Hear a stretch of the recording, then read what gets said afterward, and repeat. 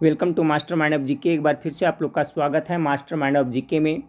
Friends देखिए, काफ़ी दिनों से मैं डिस्टर्ब था फ्रेंड्स, घर में शादी थी, इसलिए आपको कंटिन्यू वीडियो प्रोवाइड नहीं करा रहा था। लेकिन अब फ्रेंड्स प्रत्येक दिन आपको मैं वीडियो कंटिन्यू प्रोवाइड कराता रहूँगा।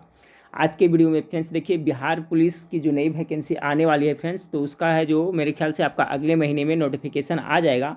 लेकिन तैयारी है जो अभी से आप लोग करते रहें, उसका मैं कंटिन्यू सिलेबस के अनुसार आपको वीडियो प्रोवाइड कराता रहूँगा। कल की वीडियो में फ्रेंड्स एक बार हम लोग सिलेबस अच्छी तरह से देख लेंगे, क्या क्या सिलेबस में पढ़ना है। उसी तरह से टॉपिक वाइज क्वेश्चन टाइप कर करके मैं कोशिश करूँगा आप लोग को अभी से तैयारी कराता रहूँ फ्रेंड्स।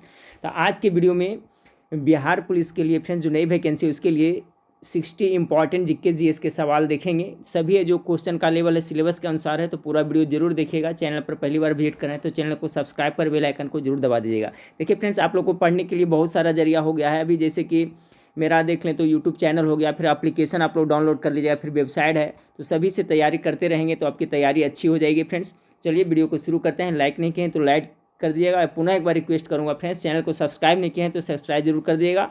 और फीडबैक में कमेंट करके हमें जरूर बताइएगा कि वीडियो कैसा लगा। आप लोग गेस करते चलिएगा। देखिए आज का पहला सवाल आप लोग के सामने है, नेशनल हेराल्ड समाचार पत्र किसने प्रारंभ किया था? किसके द्वारा यह समाचार पत्र प्रारंभ किया गया था? आप लोग थोड़ा सा वक्त मिलता है, गेस करते चलिएगा। नेशनल हेराल्ड समाचार पत्र, तो इसका जो करेक्ट आंसर हो जाएगा ऑप्शन नंबर बी हो जाएगा फ्रेंड्स, जवाहरलाल नेहरू द्वारा प्रारंभ किया गया था। देखिए मोतीलाल नेहरू ने कौन सा किया था ये भी पूछा जाता, तो इंडिपेंडेंट समाचार पत्र संपादित किया था। एक क्वेश्चन पूछा जाता है कि इंडिपेंडेंट समाचार पत्र संपादन किसने किया था, तो मोतीलाल नेहरू ने किया था। जबकि नेशनल हेराल्ड समाचार पत्र किसने प्रारंभ किया था, तो ये जवाहरलाल नेहरू ने किया था। आप लोग इसे जरूर याद रखिएगा। अगला सवाल आपका है फ्रेंड्स, अगला सवाल आपका है कि मेगास्थनीज चंद्रगुप्त मौर्य के कार्यकाल में क्या था? मेगास्थनीज के बारे में यहाँ क्वेश्चन है, तो गेस करिए इसका करेक्ट आंसर क्या होगा दूसरा नंबर सवाल का। तो मेगास्थनीज चंद्रगुप्त मौर्य के काल में राजदूत बनकर आया था फ्रेंड्स, तो इसका जो करेक्ट आंसर हो जाएगा ऑप्शन नंबर बी हो जाएगा। मेगास्थनीज है जो आपका सेल्यूकस निकेटर का राजदूत था फ्रेंड्स, जो आपका चंद्रगुप्त मौर्य के दरबार में आया था। ये भी आप लोग याद रखेगा। इंडिका नामक पुस्तक आप लोग सुने होंगे, इसका बहुत ही फेमस है। इंडिका नामक पुस्तक है जो आपका मेगास्थनीज के द्वारा ही लिखा गया था। इससे 3 सवाल क्रिएट होता है फ्रेंड्स। एक तो मेगास्थनीज आपका मेगास्थनीज किसके दरबार में राजदूत बनकर आया था, तो आपका चंद्रगुप्त मौर्य के दरबार में। इसको ये किसका राजदूत था फ्रेंड्स, तो ये आपका सेल्यूकस निकेटर का था, ये भी याद रखिएगा। अगला सवाल देखते हैं, तीसरा नंबर सवाल आपका है, गुरु गोविंद सिंह की शिक्षा कहाँ हुई और उन्हें पर्शियन कहाँ सीखी? तीसरा नंबर सवाल का करेक्ट आंसर क्या होगा? देखिए गुरु गोविंद सिंह थे जो फ्रेंड्स सिख के 10वें गुरु थे, याद रखिएगा। खालसा पंथ की स्थापना इसने ही की थी, तो ये भी क्वेश्चन पूछा जाता है। तो इसका जो correct answer option number C होगा, पटना में होगा। गुरु गोविंद सिंह की शिक्षा पटना में हुई थी। कहाँ हुई थी? पटना में हुई। और उन्होंने यहाँ पार्सियन भी यहीं से सीखी थी। शिक्षा दीक्षा भी पटना में हुई थी और इनका पार्सियन भी कहाँ सीखी थी, तो पटने से सीखी थी। गुरु गोविंद सिंह का जन्म देखा जाए फ्रेंड्स तो आपका 5 जनवरी, याद रखिएगा कितना, 5 जनवरी। गुरु गोविंद सिंह का जन्म 5 जनवरी 1666 ईस्वी में, कब? 1666 ईस्वी में हुआ था। और अभी मैंने बताया कि ये सिख के 10वें गुरु थे, ठीक है। 10वें गुरु गुरु गोविंद सिंह का जन्म पटना सिटी में ही 1666 ईस्वी में हुआ था, याद रखिएगा।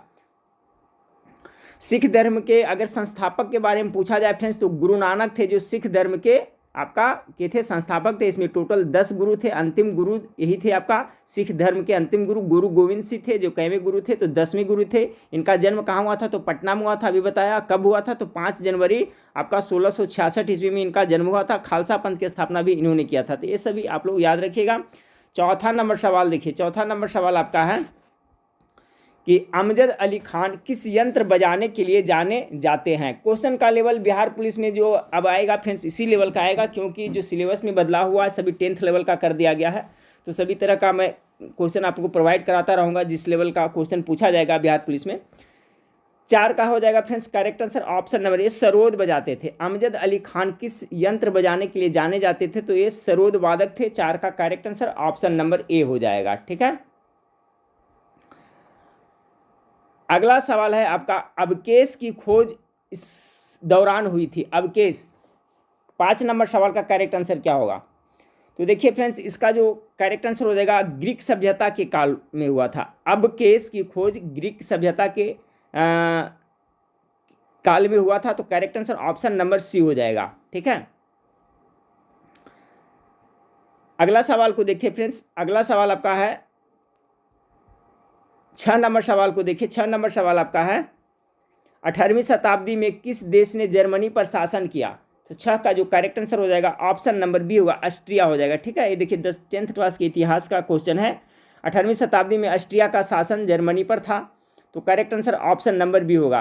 देखिए कभी कभी पूछा जाता है जर्मनी का एकीकरण कब हुआ था और किसने किया था, तो ये आप लोग याद रखिएगा, विश्व इतिहास से क्वेश्चन पूछा जाता है। तो जर्मनी का एकीकरण 1871 ईस्वी में बिस्मार्क के द्वारा हुआ था। ठीक है फ्रेंड्स, इसमें जर्मनी के एकीकरण में बिस्मार्क का बहुत बड़ा योगदान था। क्वेश्चन पूछा जाता है कि बिस्मार्क कहाँ के रहने वाला था, तो ये जर्मनी का रहने वाला था और जर्मनी के एकीकरण में इनका महत्वपूर्ण योगदान रहा था। ठीक है, अगला सवाल देखते हैं। अगला सवाल आपका है 7 नंबर सवाल है कि भारत के दोनों लोकसभा और राज्यसभा में कोरम के लिए कुल सदस्यों का कौन सा आवश्यक है? 7 का करेक्ट आंसर हो जाएगा फ्रेंड्स 1/10। ठीक है, भारत में लोकसभा और राज्यसभा के कोरम के लिए कुल सदस्यों की संख्या कितना 1/10 अवश्य होती है, तो ऑप्शन नंबर 20 का करेक्ट आंसर हो जाएगा फ्रेंड्स। अगला सवाल आपका है 8 नंबर सवाल को देखिए। 8 नंबर सवाल आपका है कि साप्ताहिक शर्ली एब्दो कहाँ से प्रकाशित किया जाता था? तो 8 का जो करेक्ट आंसर हो जाएगा फ्रेंड्स ऑप्शन नंबर बी आपका पेरिस से होता था। ठीक है, साप्ताहिक शार्ली एब्दो पेरिस से प्रकाशित किया जाता था। ठीक है फ्रेंड्स, यह शार्ली एब्दो पत्रिका के कार्यालय पर आतंकवादी द्वारा हमला कर 7 व्यक्तियों की हत्या कर दी गई थी। तो ये क्या है फ्रेंड्स, साप्ताहिक शार्ली क्या है, एक तरह का पत्रिका है, तो ये पेरिस से आपका प्रकाशित किया जाता था। तो ऑप्शन नंबर बी इसका करेक्ट आंसर हो जाएगा 8 का। 9 नंबर सवाल को देखिए। 9 नंबर सवाल है H1N1 इसके द्वारा होता है, यह एक रोग का नाम है फ्रेंड्स। ठीक है, विश्व स्वास्थ्य संगठन ने स्वाइन फ्लू को इन्फ्लुएंजा इसका नाम दिया है। इसका मतलब क्या होता है फ्रेंड्स, एक तरह से इन्फ्लुएंजा कह सकते हैं। तो जो विश्व स्वास्थ्य संगठन है जो स्वाइन फ्लू को इन्फ्लुएंजा H1N1 नाम दिया है, ठीक है, तो किसके द्वारा होता है? ये तो वायरस के द्वारा होता है या विषाणु के द्वारा होता है, तो correct answer option number A हो जाएगा। यानी H1 और N1 तो इसको क्या कह सकते हैं, स्वाइन फ्लू कह सकते हैं। ठीक है फ्रेंड्स, तो स्वाइन फ्लू किसके द्वारा होता है? विषाणु के द्वारा होता है। अगला सवाल देखते हैं। 10 नंबर सवाल आपका है। 10 नंबर सवाल आपका है कि एक जाना माना साहित्यिक समारोह कहाँ होता है? 10 का correct answer option number A हो जाएगा आपका जयपुर में। एक जाना माना साहित्यिक समारोह कहाँ होता है? तो वो जयपुर में होता है, क्योंकि जयपुर है जो फ्रेंड्स साहित्यिक समारोह के लिए प्रसिद्ध है, जाना जाता है। 11 नंबर सवाल को देखिए। 11 नंबर सवाल आपका है 11 नंबर सवाल आपका है बुध से संबंधित अवसरों से जुड़े प्रतीकों में स्तूप इसका प्रतीक है। 11 नंबर सवाल का क्या होगा? तो देखिए स्तूप है जो बुध की है जो मृत्यु का प्रतीक है, इसलिए ऑप्शन नंबर ए 11 का करेक्ट आंसर हो जाएगा। देखिए सांची का स्तूप भारत में सबसे बड़ा स्तूप है, ये भी याद रखिएगा। सांची का स्तूप का निर्माण किसने करवाया था? तो अशोक ने करवाया था, ये भी आप लोग याद रखिएगा। तो यहाँ क्वेश्चन पूछा गया था कि स्तूप किसका प्रतीक है? तो बुध के मृत्यु का प्रतीक है। 12 नंबर सवाल को देखिए। गुप्त वंश का अंतिम शासक कौन था? 12 नंबर सवाल का करेक्ट आंसर क्या होगा फ्रेंड्स? तो 12 नंबर सवाल का हो जाएगा ऑप्शन नंबर बी विष्णुगुप्त। ठीक है, गुप्त वंश का अंतिम शासक विष्णुगुप्त था। विष्णुगुप्त को भानुगुप्त के नाम से भी जाना जाता है, ये भी आप लोग याद रखिएगा। तो कहीं पे विष्णुगुप्त कहीं पे भानुगुप्त देगा तो आप लोग कंफ्यूज नहीं हो जाएगा। वहीं गुप्त वंश के संस्थापक के बारे में अगर देखा जाए तो श्रीगुप्त इसके जो आपका संस्थापक थे, लेकिन इससे सवाल पूछा जाता है कि गुप्त वंश के वास्तविक संस्थापक कौन था? तो चंद्रगुप्त प्रथम थे जो आपका गुप्त वंश के आपका वास्तविक संस्थापक उन्हें माना जाता है। देखिए इसमें किस तरह से क्वेश्चन पूछा था, थोड़ा वक्त दीजिएगा। कह रहा गुप्त वंश का अंतिम शासक कौन था? तो विष्णुगुप्त, जिसे भानुगुप्त भी कहा जाता है। गुप्त वंश के संस्थापक कौन था फ्रेंड्स? तो इसके संस्थापक श्रीगुप्त थे, लेकिन वास्तविक संस्थापक अगर पूछ दे गुप्त वंश के तो हो जाएगा चंद्रगुप्त प्रथम हो जाएगा। वहीं गुप्त वंश के महानतम शासक पूछेगा तो चंद्रगुप्त द्वितीय हो जाएगा। तो इस तरह से क्वेश्चन इसमें पूछा जाता है। हुनों का आक्रमण किसके शासनकाल में हुआ था? यह भी क्वेश्चन पूछा जाता है। तो स्कंदगुप्त के शासनकाल में हुनों का आक्रमण हुआ था, ये भी याद रखिएगा।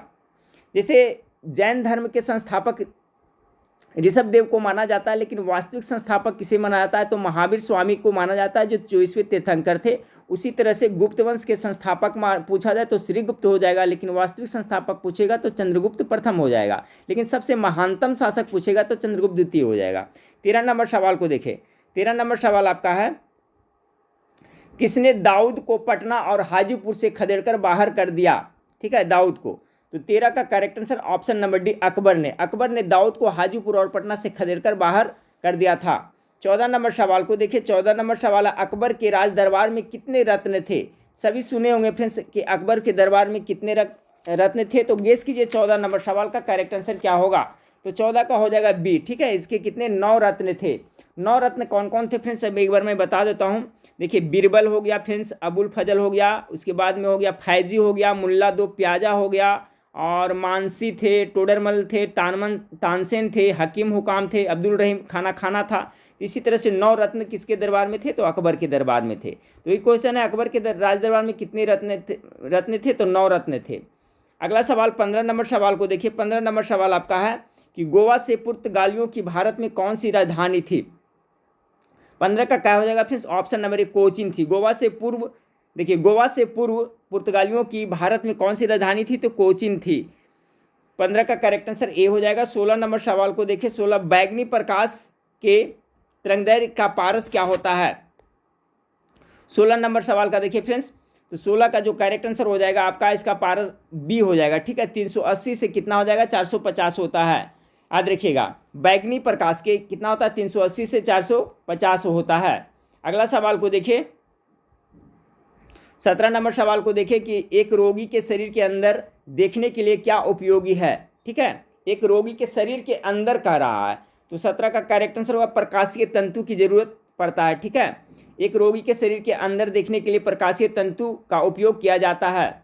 इसका करेक्ट आंसर क्या हो जाएगा फ्रेंड्स, आपका ऑप्शन नंबर सी। ये प्रकाशीय तंतु है जो एक से संबंधित क्वेश्चन पूछा जाता है, किस पे काम करता है तो ये प्रकाशीय तंतु है जो फ्रेंड्स आंतरिक परिवर्तन के सिद्धांत पर कार्य करता है। ये भी आप लोग याद रखिएगा।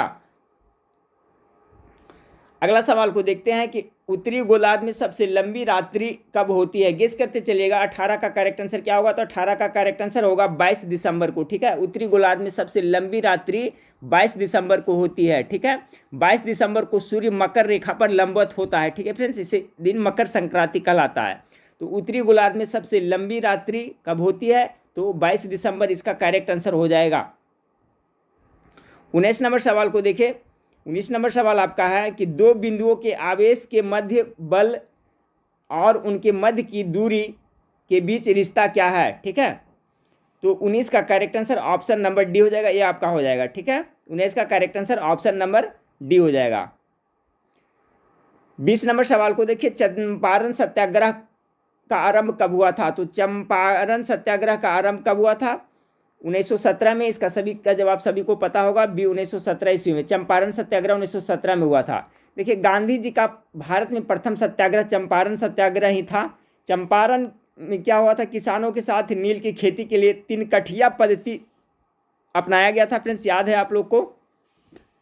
तो इसी आंदोलन के द्वारा यह पद्धति को समाप्त कराया गया। तो इसमें और ये जो चंपारण सत्याग्रह हुआ था फ्रेंड्स, तो यहाँ पर एक राजेंद्र शुक्ला करके किसान थे, उन्होंने राजकुमार शुक्ला के अनुरोध पर ही 1917 ईस्वी में महात्मा गांधी चंपारण गए थे। ये भी आपको क्वेश्चन पूछा जाता है कि चंपारण सत्याग्रह के दौरान जो चंपारण गए थे महात्मा गांधी, तो किसके अनुरोध पर गए थे तो राजकुमार शुक्ल। याद रखिएगा, क्या नाम है? राजकुमार शुक्ल। राजकुमार शुक्ल के अनुरोध पर ही महात्मा गांधी है जो कहाँ चंपारण गए थे। 21 नंबर सवाल को देखिए। उत्तर प्रदेश की राजकीय फूल क्या है? 21 का जो करेक्ट आंसर हो जाएगा ऑप्शन नंबर बी हो जाएगा, पलाश है जो वहाँ का राजकीय फूल है। 21 का करेक्ट आंसर बी हो जाएगा। 22 नंबर सवाल को देखिए कि जो 583 का 293 से संबंध है वही 488 का इसके साथ है। देखिए, ये आपका अच्छी टाइप का क्वेश्चन है, रीजनिंग टाइप का है। तो 22 का जो करेक्ट आंसर हो जाएगा क्या होगा, ऑप्शन नंबर बी हो जाएगा। ठीक है, 378 किस तरह से है फ्रेंड्स, तो देखिए यहाँ पर आप देख सकते हैं, इसमें देखिए यहाँ से देखिए कितना है, इसको इस तरह से कर सकते हैं। देखिए कितना है, ये 5 है प्लस कितना 8 प्लस कितना है 3 है। यहाँ पर करिए तो कितना होता है, जोड़िए 8 5 13 3 16 होता है, ठीक है। उसके बाद में यहाँ पर देखिए फ्रेंड्स 2 है और प्लस कितना है आपका 9 है प्लस 3 है। इस तरह से करिए तो कितना हो, 9 3 12 तो 14 हो गया, ठीक है 14। यानी इस दोनों में कितना 2 का अंतर है। उसी तरह से इसको करना है फ्रेंड्स आपका, तो इसमें करिएगा तो देखिए इस तरह से होगा, ये 4 8 यहाँ जोड़ करिए 8 है। अब इसको यहाँ पर देखिए तो कितना होता है 20 आता है, ठीक है, कितना आता है 20 आता है। फिर उसी तरह से इसको देखना है तो कौन सा जोड़िएगा तो यहाँ पर 2 का अंतर में आएगा, तो देखिए हो जाएगा 3 हो जाएगा यहाँ पर, फिर कितना है 7 हो जाएगा और 8 हो जाएगा, ठीक है। 8 7 15 3 18 यहाँ आ रहा है, ठीक है, यानी कि दोनों में भी 2 का डिफरेंस हो रहा है। तो इस तरह से इसमें बिठाया है, इसका correct answer option number B हो जाएगा। चलिए 23 नंबर सवाल को देखिए, भारत में प्रथम ऊनी कपड़ों की मिल कहाँ खोली गई। तो 23 का जो correct answer option number C है, कानपुर में खोली गई थी। भारत में प्रथम ऊनी कपड़ों की मिल कानपुर में खोली गई थी। 1870 में कानपुर में प्रथम ऊनी कपड़ों मिल के खोली गई थी, ठीक है फ्रेंड्स। तो ये इसका correct answer option number C होगा। 24 नंबर, प्राकृतिक रेशे की कितनी मुख्य किस्में हैं।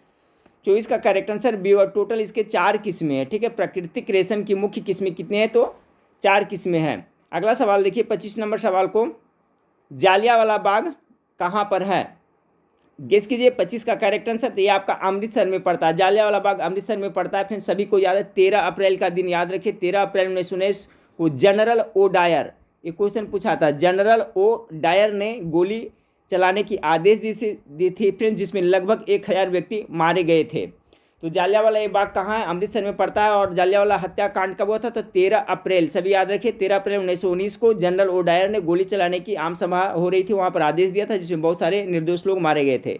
26 नंबर, तमिलनाडु में पाई जाने वाली मुख्य जनजाति क्या है। तो तमिलनाडु में कौन सी पाए जाते हैं, तो ये देखिए तमिलनाडु में देखा है मुझसे तो आपका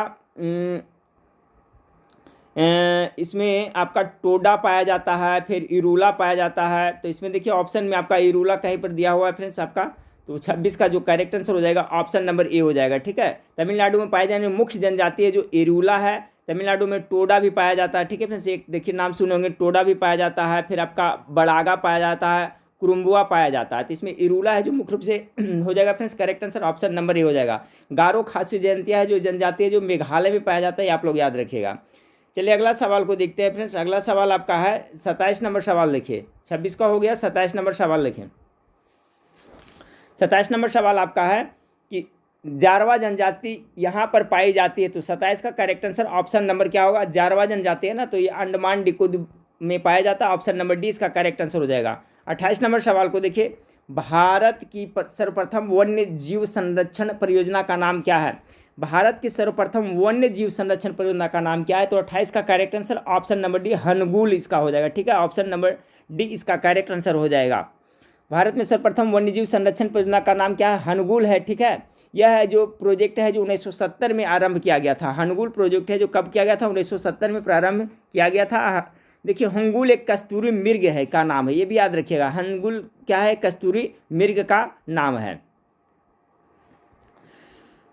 अगला सवाल है फ्रेंड्स आपका, नीति आयोग का प्रारंभ कब हुआ था। तो इसका जो 29 का करेक्ट आंसर हो जाएगा ऑप्शन नंबर ए 2015 में। नीति आयोग जनवरी 2015 में इसका सृजन किया गया था। 1 जनवरी 2015 को नीति आयोग की स्थापना की गई थी, याद रखिएगा, ठीक है फ्रेंड्स।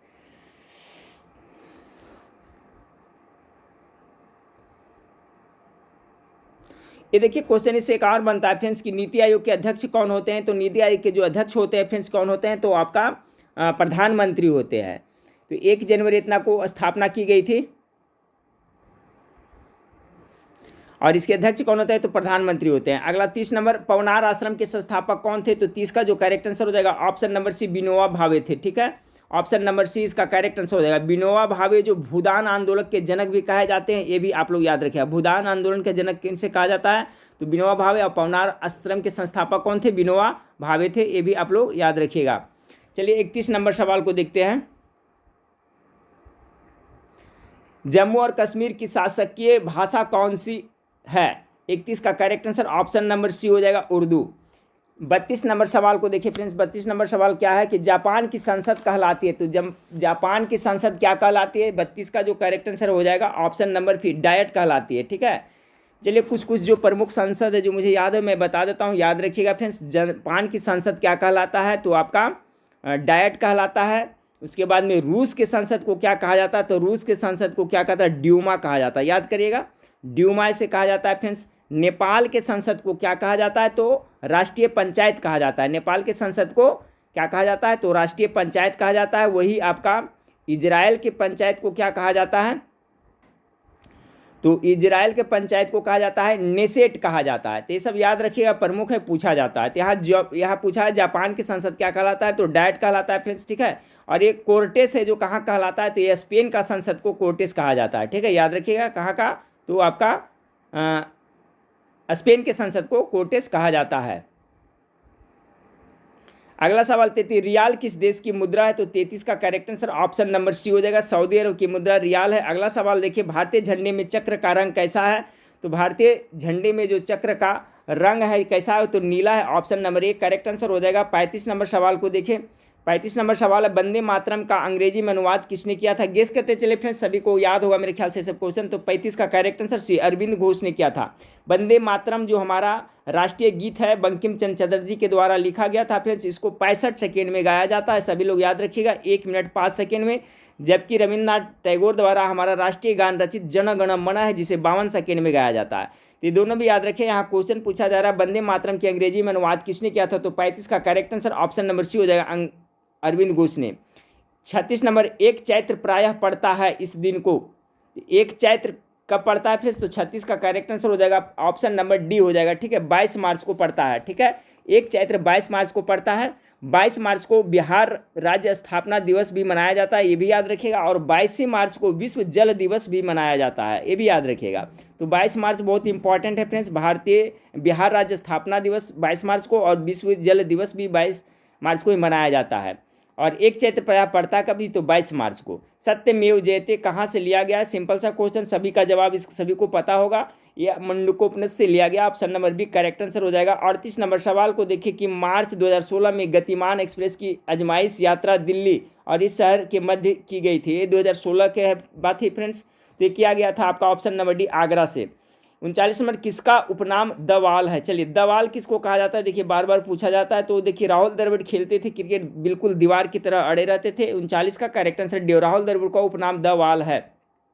लिटिल मास्टर जैसे आपको सचिन तेंदुलकर कहा जाता है, उसी तरह से द वाल राहुल द्रविड़ को कहा जाता है। 40 नंबर, रेड क्रॉस का मुख्यालय कहाँ, बहुत इंपॉर्टेंट क्वेश्चन है। तो रेड क्रॉस का मुख्यालय जो पड़ता है कहाँ पड़ता है फ्रेंड्स, तो स्विट्जरलैंड के जिनेवा में पड़ता है। तो देखिए जिनेवा है नहीं दिया तो स्विट्जरलैंड हो जाएगा, क्योंकि स्विट्जरलैंड के जिनेवा में रेड क्रॉस का मुख्यालय पड़ता है। रेड क्रॉस की स्थापना बहुत बार पूछा जाता है फ्रेंड्स, और किसके द्वारा किया गया था ये भी याद रखिएगा। तो रेड क्रॉस की स्थापना 1863 ईस्वी में हेनरी ड्यूनेंट, आप लोग नाम सुनेंगे क्या, हेनरी ड्यूनेंट के द्वारा किया गया था, किसके, हेनरी ड्यूनेंट के द्वारा रेड क्रॉस की स्थापना की गई थी, कब, 1863 ईस्वी में। इसका मुख्यालय कहाँ पड़ता है, तो स्विट्जरलैंड के जिनेवा में पड़ता है। अगला सवाल को देखिए, आनंद मठ के लेखक थे, 41 का करेक्ट आंसर क्या होगा फ्रेंड्स, तो बंकिम चंद्र चट्टोपाध्याय के द्वारा आनंद मठ लिखा गया था। 42 नंबर सवाल को देखिए, द ओडेसिटी ऑफ होप किसकी लिखी है, तो 42 का करेक्ट आंसर क्या होगा, 42 का जो करेक्ट आंसर हो जाएगा ऑप्शन नंबर सी, ओबामा के द्वारा ये लिखा गया है, 42 का करेक्ट आंसर सी हो जाएगा। 43 नंबर सवाल को देखिए, समय का वर्णन करते हुए शब्द संक्षिप्त एडी का अर्थ क्या है, 43 का करेक्ट आंसर क्या होता है, एडी का। तो एडी का क्या होता है फ्रेंड्स, एनो डोमिनी होता है, एनो डोमिनी, ऑप्शन नंबर बी इसका करेक्ट आंसर हो जाएगा। देखिए फ्रेंड्स, समय का वर्णन करते हुए शब्द संक्षेप एडी का अर्थ क्या होता है, तो एनो डोमिनी होता है। ईसा के जन्म के बाद को एनी डोमिनी कहते हैं, ये भी याद रखिएगा, ठीक है। जो ईसा मसीह का जन्म हुआ था फ्रेंड्स, उसके बाद से क्या कहता है आपका, उसे एडी कहते हैं, यानी कि एडो डोमिनी कहते हैं, ठीक है फ्रेंड्स। जैसे जबकि एक आता है फ्रेंड्स बीसी, जो ईसा पूर्व होता है बीसी, तो बीसी का पूरा नाम क्या है, तो बिफोर क्राइस्ट, ये भी याद रखिए, दोनों को याद रखिए, ठीक है फ्रेंड्स। बीसी का अगर पूछेगा फ्रेंड्स पूरा नाम तो क्या होता है, इसका होता है बिफोर क्राइस्ट होता है, क्या होता है, बिफोर क्राइस्ट होता है, ठीक है, याद रखिए बिफोर क्राइस्ट। तो यहाँ पर कह रहा है कि समय का वर्णन करते हुए संक्षिप्त शब्द एडी का अर्थ क्या होता है, तो एनो डोमिनी होता है। ईसा के जन्म के बाद को एनो डोमिनी कहा जाता है, ठीक है। ईसा के जन्म से पूर्व को क्या कहते हैं, बीसी कहा जाता है। ठीक है, बीसी का भी फुल फॉर्म बताए, पूरा नाम बताए, बिफोर क्राइस्ट होता है। 44 नंबर सवाल को देखिए, शहीद दिवस कब मनाया जाता है, बहुत इंपॉर्टेंट है फ्रेंड्स। शहीद दिवस कब मनाया जाता है, तो देखिए शहीद दिवस है जो 30 जनवरी को मनाया जाता है, क्योंकि 30 जनवरी 1948 ईस्वी में महात्मा गांधी की हत्या नाथूराम गोडसे के द्वारा कर दी गई थी। इसलिए हर एक वर्ष 30 जनवरी को हम लोग शहीद दिवस के रूप में मनाते हैं। ठीक है फ्रेंड्स, स्वतंत्र भारत में नाथूराम गोडसे को सर्वप्रथम फांसी दी गई थी, ये भी याद रखिएगा। नाथूराम गोडसे जिन्होंने महात्मा गांधी की हत्या की थी, उसे फांसी दी गई थी। तो स्वतंत्र भारत में सबसे पहले इन्हीं को फांसी दी गई थी। 45 नंबर सवाल को देखिए, अपने मोबाइल फ़ोन के ना पहुंच पाने का डर कहलाता है। ठीक है, एक्सेस खोने, यानी अपने मोबाइल फ़ोन के ना पहुंच पाने का डर को क्या कहलाता है, तो 45 का करेक्ट आंसर ए होगा, उसे नोमोफोबिया कहते हैं। ठीक है, अपने मोबाइल फ़ोन के ना पहुंच पाने यानी कि एक्सेस खोने का डर को नोमोफोबिया कहलाता है।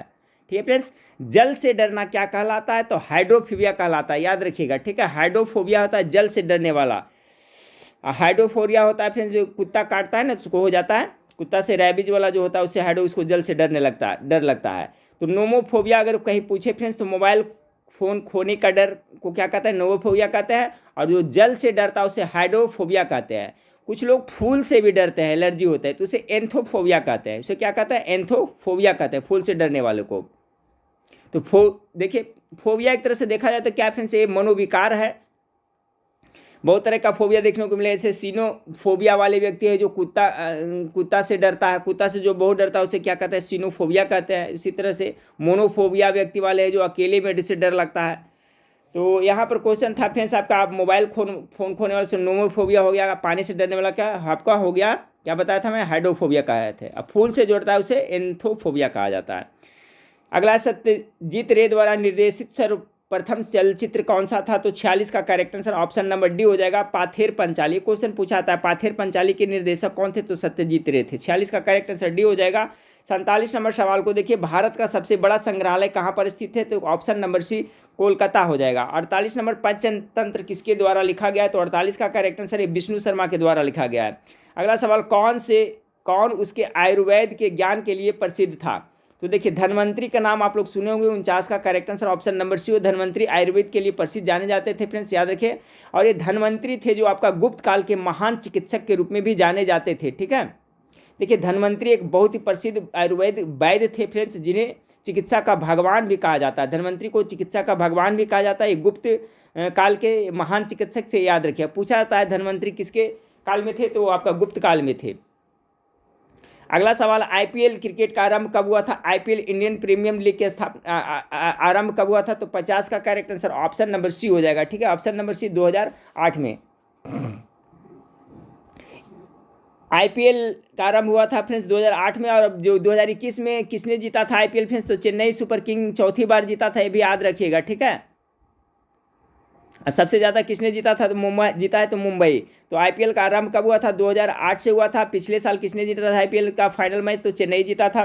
51 नंबर सवाल को देखिए, लाइपेज द्वारा वसा के जलीय अपघटन पर मिलता है, क्या मिलता है, 51 का करेक्ट आंसर बी हो जाएगा, वसीय अम्ल और ग्लिसरॉल मिलता है। लाइपेज द्वारा वसा के जलीय अपघटन पर मिलता है, तो ऑप्शन नंबर 20 का करेक्ट आंसर हो जाएगा।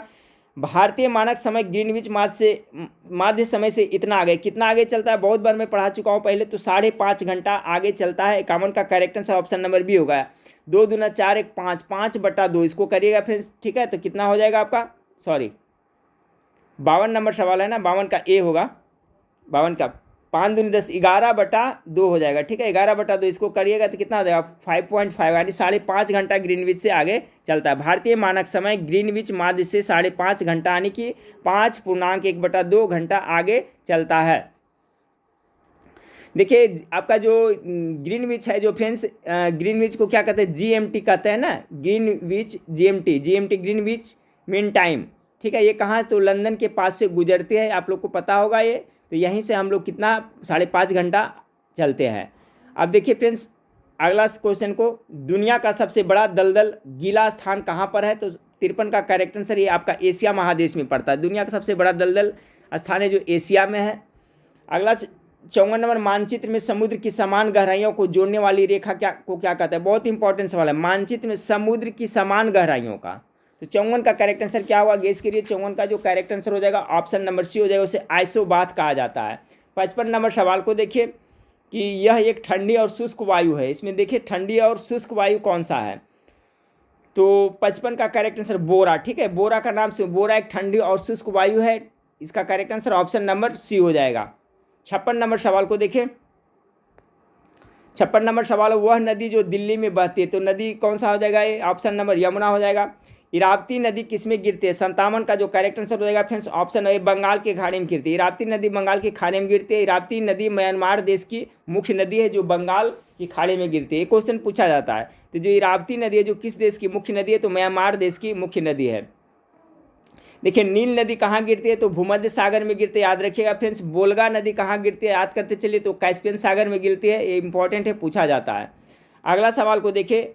58 नदी का एक उथला विस्तार जो नाव पर या गाड़ी से पार किया जा सके क्या कहलाता है। 58 का correct answer option number C हो जाएगा, उसे रीफ कहा जाता है। 59 दुनिया का सबसे बड़ा द्वीप कौन सा है, देखिए द्वीप का रहा ना, तो द्वीप सबसे बड़ा हो जाएगा क्या फ्रेंड्स आपका। 59 का correct answer option number C, Greenland द्वीप है जो दुनिया का सबसे बड़ा द्वीप है। अगला सवाल देखिए। अब महाद्वीप कहेगा तो एशिया महाद्वीप हो जाएगा, यानी एशिया महादेश हो जाएगा, लेकिन सिर्फ द्वीप का रहा ना तो आपका ग्रीनलैंड हो जाएगा। वह एक संग्रहित फल है, तो 60 का करेक्ट आंसर ये हो जाएगा, सहतूत। सहतूत है जो एक तरह का संग्रहित फल का उदाहरण है। ठीक है, फलों का अध्ययन किसके अंतर्गत क्या क्या जाता है, याद रखिएगा, पोमोलॉजी। पोमोलॉजी के अंतर्गत फलों का अध्ययन भी किया जाता है, ऐसा भी याद रखेंगे। इसी टाइप का बिहार पुलिस में क्वेश्चन पूछा जाएगा फ्रेंड्स। ठीक है, सिर्फ सिलेबस कवर करना है आप लोग को। अगर है बज शहर कहाँ पर है, तो 61 का करेक्ट आंसर हो जाएगा, ये आपका ऑस्ट्रिया में पड़ता है, ऑप्शन नंबर सी। 20 का करेक्ट आंसर हो जाएगा ऑस्ट्रिया। ऑस्ट्रेलिया नहीं, ऑस्ट्रिया में पड़ता है। ऑस्ट्रिया की राजधानी कहाँ है, तो वियना पड़ता है। ठीक है फ्रेंड्स, याद रखिएगा। ऑस्ट्रिया का मुद्रा अगर पूछा जाए तो क्या है, यूरो है। ठीक है, यूरो है। ऑस्ट्रिया की राजधानी कहाँ बताया मैंने अभी, वियना, यहाँ का मुद्रा है जो यूरो है, यहीं पर आपका बज शहर पड़ता है।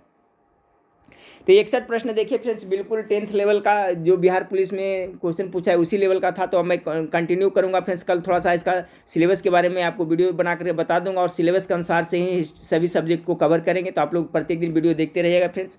और आप लोग पढ़ाई करने के लिए फ्रेंड्स देखिए, जो भी स्टूडेंट मास्टर माइंड अब जीके एप्लीकेशन नहीं डाउनलोड किए तो प्ले स्टोर में जाइए। देखिए प्ले स्टोर में जाएगा, इस तरह से लिखेगा MASTER मास्टर माइंड। ठीक है, मास्टर माइंड ऑफ जीके लिखिएगा तो आपका वहाँ पर सरस्वती जी का उसमें लोगो रहेगा फ्रेंड्स, वो डाउनलोड कर लीजिएगा। वो एप्लीकेशन आपके लिए बहुत ही इंपॉर्टेंट, क्योंकि उसमें टॉपिक वाइज जीके भी कवर किया हुआ है, सभी चीज़ें पूरा एक बुक की तरह है फ्रेंड्स। तो वो आप लोग जरूर कर लीजिएगा, सभी फ्री ऑफ कॉस्ट है। ठीक है, उसको डाउनलोड करके उससे प्रत्येक दिन पढ़ाई करिएगा। चलिए फ्रेंड्स, नेक्स्ट वीडियो में जरूर मिलते हैं। वीडियो कैसा लगा हमें कॉमेंट करके जरूर बताइएगा।